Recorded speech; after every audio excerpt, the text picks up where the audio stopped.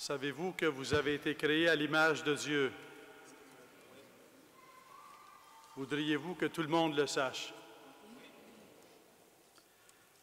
Dans l'Évangile, lorsqu'on présente cette pièce de monnaie à Jésus et qu'il dit quelle est l'image, quelle est l'effigie, quelle est l'image qu'il a sur la pièce de monnaie, on dit c'est l'image de César. Alors, rendez à César ce qui est à César. Mais il rajoute, rendez à Dieu ce qui est à Dieu. Alors donc, ce qu'on peut impliquer là-dedans, c'est quelque part, il y a une réalité dans le monde où il y a l'image de Dieu. Et là où il y a l'image de Dieu, bien, ça appartient à Dieu. Et où y a-t-il l'image de Dieu? C'est dans l'être humain. Par cette phrase, par cette parole, Jésus renvoie aux premières paroles de la Genèse dans le chapitre 1. L'être humain créé à l'image de Dieu, Dieu a créé à l'être humain à son image, à l'image de Dieu. Il les créa, hommes et femmes, il les créa. C'est déjà quelque chose d'être créé par Dieu. Et ça serait beaucoup si on disait l'être humain est créé par Dieu, comme l'univers est créé par Dieu. Mais dans cette révélation, dans le livre de la Genèse, et qu'on pourrait dire peut-être que c'est une des phrases les plus révolutionnaires de l'histoire de l'humanité. Alors, on dit non seulement que le monde est créé par Dieu, à l'époque, c'est déjà révolutionnaire. Là, 1000 ans avant Jésus-Christ, c'est déjà révolutionnaire de dire que le monde est créé par Dieu, parce que le regard ambiant, c'était lorsqu'on voyait des étoiles, on y voyait du divin. Lorsqu'on voyait des forces cosmiques, on y voyait du divin. Il n'y avait pas de distinction entre le cosmos ou entre l'univers ou entre les planètes et Dieu et les étoiles et le soleil. Il n'y avait pas de distinction entre ces réalités que l'on voyait et Dieu. C'était comme du divin. Et déjà, c'est une révolution lorsque le texte biblique nous dit Dieu créa toutes choses. Au commencement, Dieu créa le ciel et la terre. C'est-à-dire que tout ce qui existe, tout ce qui est visible, tout ce qui existe dans le monde, en dehors de Dieu, bien, ça a été créé par Dieu. Dieu seul est éternel. Tout ce qui existe, existe en étant, dans le fait que ça a été créé par Dieu, existe en étant créé par Dieu. C'est Dieu qui a donné l'existence à tout ce qui existe. Et lorsqu'il vient donner l'existence à l'être humain, il le crée à l'image de Dieu. Et déjà, ça signifie que l'être humain est dans le monde, mais qu'il dépasse le monde. Ce n'est pas l'être humain créé à l'image de l'animal, c'est ce qui aurait pu être. Ou l'être humain est un animal évolué, ce qui aurait pu être. C'est que l'être humain est créé à l'image de Dieu. Et quelque part, c'est le fondement le plus profond de la dignité de tout être humain, c'est que chaque être humain est créé à l'image de Dieu. C'est le fondement le plus profond de votre propre dignité personnelle. Chacun et chacune d'entre vous, vous existez en tant que créé à l'image de Dieu. Mais la révélation va encore plus loin, c'est que non seulement on est créé à l'image de Dieu, c'est-à-dire qu'on est dans le monde et qu'on dépasse le monde, et je dirais on est dans la société et on dépasse la société. L'être humain, c'est plus qu'un citoyen. C'est un être humain qui dépasse le monde, qui est à l'image de Dieu et qui est fait pour Dieu. En plus, pour aller plus loin, dans cette révélation, Dieu nous dit que tout l'être humain a été créé à l'image de Dieu et qu'il l'appelle à entrer en alliance avec Dieu. C'est déjà beaucoup d'exister à l'image de Dieu, mais ça va plus loin. Dieu veut susciter, construire, élaborer, promouvoir, établir une alliance entre lui et l'humanité, entre lui et chacun et chacune d'entre nous. Nous sommes créés à l'image de Dieu et nous sommes appelés à être en union avec Dieu. Comme image de Dieu, nous sommes appelés à être dans le monde des reflets de Dieu. Des reflets de la vérité, des reflets de la beauté de Dieu, des reflets de la bonté de Dieu, des reflets de l'unité de Dieu. Nous sommes appelés à refléter Dieu dans le monde. Quelque part, Dieu, en créant le monde, un peu comme l'artiste qui crée une œuvre, le monde est déjà dit quelque chose de Dieu. Mais un peu comme une œuvre artistique va dire quelque chose de l'auteur de l'œuvre, d'une statue ou d'une peinture. Mais de la même façon, l'œuvre de la création dit quelque chose de Dieu et l'être humain dit quelque chose de Dieu, créé à l'image de Dieu. L'être humain est appelé à être dans le monde, l'image de Dieu, donc à rendre visible Dieu dans le monde. C'est notre vocation.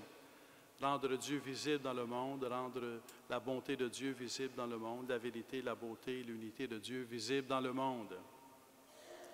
Et bien sûr, il y a le péché originel, cette relation avec Dieu, elle est blessée, cette harmonie avec Dieu, elle est blessée. Pour ainsi dire, cette image de Dieu en nous, elle est obscurcie, mais elle est toujours là.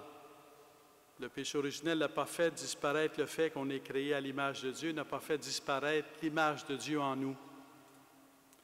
Lorsque Jésus-Christ vient dans le monde, il vient pour que nous puissions redécouvrir que nous sommes créés à l'image de Dieu, pour que nous puissions être fidèles à cette image, pour que nous puissions être dans le monde des signes visibles de l'invisible, des signes visibles de Dieu, de sa beauté, de sa bonté et de sa vérité.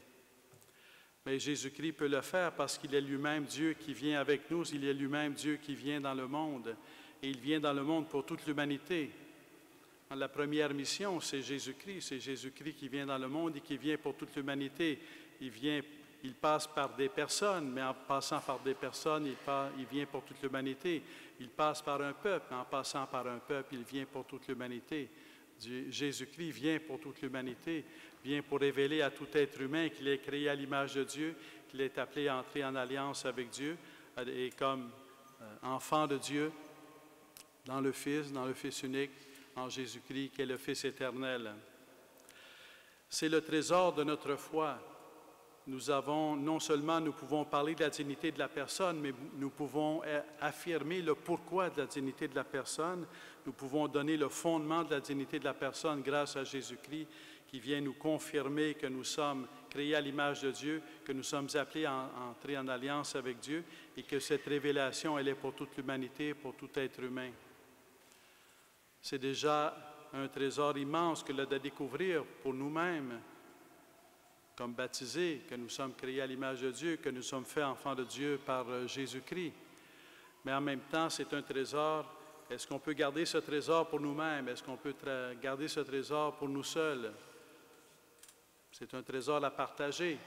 C'est un trésor à faire connaître. C'est un trésor à faire rayonner. C'est un trésor à répandre. Notre plus grand trésor, c'est notre foi. Notre foi qui nous parle non seulement de Dieu, mais qui nous parle aussi de l'être humain. C'est la révélation de Jésus-Christ. Lorsqu'on rencontre Jésus-Christ, on rencontre Dieu, le Fils de Dieu fait homme, mais aussi on rencontre notre humanité, parce que Jésus-Christ nous fait connaître qui nous sommes. Nous sommes des créatures de Dieu, créées à l'image de Dieu, appelés à être enfants de Dieu pour l'éternité. C'est ce que nous sommes, c'est qui nous sommes. C'est notre dignité. C'est notre dignité personnelle, mais en même temps, c'est la dignité de l'autre. Et dans ce sens-là, cette comme révélation, manifestation de notre dignité, c'est que nous puissions rendre grâce à Dieu, être reconnaissants envers Dieu et vivre en enfant de Dieu, mais c'est en même temps pour que nous puissions avoir un regard sur l'autre, voir en l'autre, en tout être humain, une créature de Dieu, un enfant de Dieu, créé à l'image de Dieu, appelé à découvrir qu'il est enfant de Dieu pour l'éternité, appelé à vivre en enfant de Dieu pour l'éternité. Et dans ce sens-là, la mission de Jésus-Christ, elle n'arrête pas avec Jésus-Christ, elle continue avec nous, elle continue avec ceux et celles qui croient en Jésus-Christ. Quand on reçoit la révélation de Jésus-Christ, quand on rencontre Jésus-Christ par la foi, on se rencontre soi-même, on prend conscience de qui nous sommes et du trésor de notre foi, et que nous sommes appelés non seulement à découvrir qui nous sommes, mais nous sommes appelés à entrer dans la mission de Jésus-Christ. La première mission, c'est la mission de Jésus-Christ. Toute mission que nous puissions avoir est une participation à la mission de Jésus-Christ. Et donc, entrer dans ce projet de Jésus-Christ, dans ce plan de Jésus-Christ, dans cette annonce de Jésus-Christ, qui est le royaume de Dieu qui se rend présent dans nos vies, mais en même temps qui nous appelle à participer en ce royaume en ouvrant des chemins pour qu'il puisse rencontrer toute l'humanité, quels que soient les gens que nous puissions rencontrer ou vers lesquels nous sommes envoyés, avec lesquels nous vivons. Tout être humain est appelé à découvrir qu'il est aimé de Dieu et qu'il est appelé par Dieu à être enfant de Dieu pour l'éternité.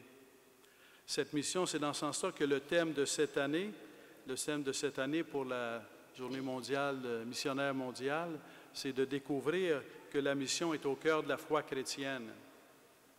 On pourrait penser que la vie chrétienne, c'est de prier, que c'est d'aimer son prochain, et c'est certainement ça. Donc, c'est de vivre en disciple de Jésus-Christ. Mais la vie chrétienne, c'est aussi de faire connaître l'amour de Dieu. Tout d'abord par notre vie, parce que ça ne sert à rien de l'annoncer par les paroles si on ne le vit pas soi-même. C'est l'exigence, à la fois la beauté et la grandeur et l'exigence de la foi chrétienne. C'est que c'est non seulement l'annonce de l'amour de Dieu, mais c'est qu'un amour qu'on est appelé à vivre pour pouvoir l'annoncer. Donc, être disciple de Jésus-Christ, et c'est l'expression du pape François, c'est de être disciple de Jésus-Christ, ne peut pas s'arrêter à être disciple de Jésus-Christ. On est appelé à être disciple missionnaire. Et ça fait partie d'être disciple que d'être missionnaire. C'est lié au fait d'être disciple que d'être missionnaire. C'est pas, il y en a parmi les disciples qui sont appelés à être missionnaires, certaines vocations spéciales appelées à être missionnaires. Donc, c'est le fait même que nous soyons disciples, donc que nous rencontrions Jésus-Christ, que nous marchions à la suite de Jésus-Christ, que nous soyons à l'écoute de Jésus-Christ et que ça devienne le trésor de notre foi et le trésor de notre vie, bien, c'est un appel à faire connaître ce trésor. C'est un appel à partager ce trésor. C'est un appel à communiquer ce trésor pour ne pas rester seul à connaître ce trésor, que nous sommes tous créés à l'image de Dieu, appelés à vivre en enfants de Dieu, déjà en cette vie et accomplis dans l'éternité. Le monde dans lequel nous vivons, ce n'est pas toujours évident, Dieu. Parfois, on veut se créer une vie sans Dieu. Parfois, on veut créer, il y a des puissances dans le monde qui, par certains aspects, veulent créer un monde sans Dieu, même un monde fermé à Dieu. Qu'on pense à tous les débats sur la place de la foi, sur la place publique. On veut fermer le monde à Dieu. Mais ceci dit, aucune puissance de ce monde ne peut faire en sorte que l'être humain est ce qu'il est. Aucune puissance de ce monde ne peut enlever du cœur humain son image de Dieu. Aucune puissance de ce monde ne peut enlever de l'être humain sa dimension spirituelle, son âme. Ça vient de Dieu. Et nous sommes créés par Dieu, nous sommes créés corps et âme, et nous sommes créés à l'image de Dieu. Et cette vocation d'être créé à l'image de Dieu et d'être enfant de Dieu, aucune puissance de ce monde ne peut nous l'enlever, ou ne peut l'enlever à l'être humain, quel que soit l'être humain. Et dans ce sens-là, que de connaître Jésus-Christ, de connaître le trésor de notre foi, c'est un appel, je dirais, doucement, dans le dialogue, dans la vie, à témoigner et à faire connaître Jésus-Christ.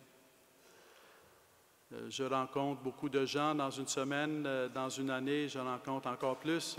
Je vais d'une paroisse à l'autre, d'un mouvement à l'autre, d'une communauté à l'autre. Et je peux vous dire, vous confirmer, vous le savez, ce que vous savez déjà et qui vous habite, il y a dans le monde d'aujourd'hui, même si on n'en parle pas sur la place publique, il y a dans le monde d'aujourd'hui une soif de Dieu, une soif incroyable de Dieu. Et je dirais que même qu'en Église, on n'est pas à la hauteur de la soif de Dieu que Dieu a mis dans les cœurs, parce que cette soif de Dieu, c'est un don de Dieu. Et il y a véritablement une soif de Dieu, une soif, non seulement une soif d'absolu, mais une soif qui nomme son absolu, où on nomme Dieu. Et non seulement une soif de Dieu, mais une soif de Jésus-Christ. La soif est là. Elle est présente, elle habite. Et à chaque fois que je dirais que l'on ose nommer Jésus-Christ, ce nom vient comme retentir dans le cœur de bien des personnes. À chaque fois que l'on ose dire que l'on prie, ça arrive parfois, je vous donne un exemple, on se retrouve au salon funéraire, on veut aider quelqu'un, soutenir quelqu'un qui a perdu un être cher, et on ne sait pas trop si on peut dire, on va prier pour toi, on va prier pour lui ou pour elle. On dit, je vais avoir une pensée pour toi. On n'ose pas dire, je vais prier pour toi. Pourquoi est-ce qu'on ne dirait pas, je vais prier pour toi? C'est la parole que la personne a besoin d'entendre. Je peux vous promettre que si vous dites à une personne, je vais prier pour toi, l'Esprit Saint va agir dans son cœur pour que cette parole devienne une parole de réconfort. Le fait de découvrir ou de redécouvrir que la mission fait partie de la foi chrétienne, c'est aussi redécouvrir l'audace de la mission. C'est aussi être conscient qu'il y a des obstacles, mais c'est faire confiance à l'action de Dieu.